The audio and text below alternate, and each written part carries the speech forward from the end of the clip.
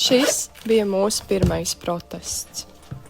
Nekad nešķita, ka pienāks brīdis, kad mums būs jāvelk zābaki, nevis, lai dotos satikties ar draugiem, bet lai dotos protestā. Ir 2025. gada 29. oktobris, un mēs dodamies protestā pret Stambulas konvencijas denoncēšanu.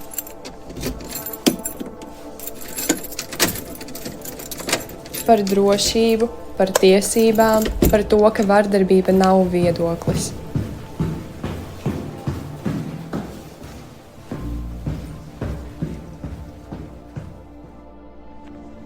Mēs braucām klusumā. Katrs savās domās ar jautājumu, ko neviens īsti nesaka skaļi. Kāpēc par to vispār vēl ir jācīnās?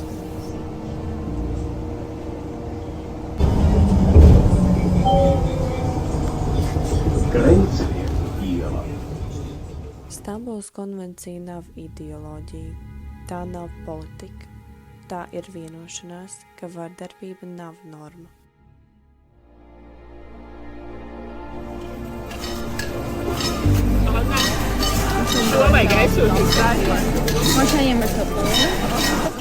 Aptuveni 5000 cilvēku, roku pie rokas, balss pie balss, jo aizvērtas durvis kliedz skaļāk par likumiem. Savu valsti, izstāšanos neatbalsti. Lūdzu, sargā savu valsti! Izstāšanos neatbalsti. Lūdzu, sargā savu valsti! Izstāšanos neatbalsti. Lūdzu, sargā savu valsti!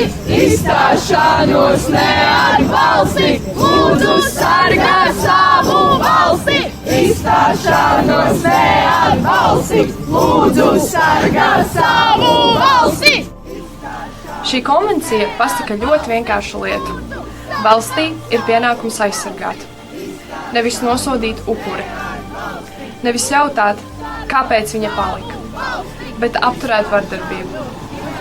Un tieši tāpēc to grib atcelt, jo tā traucē klusumu.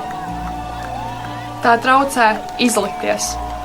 Tā it kā problēma nav. Atceļot Stambulas konvenciju, vardarbības nepazūd.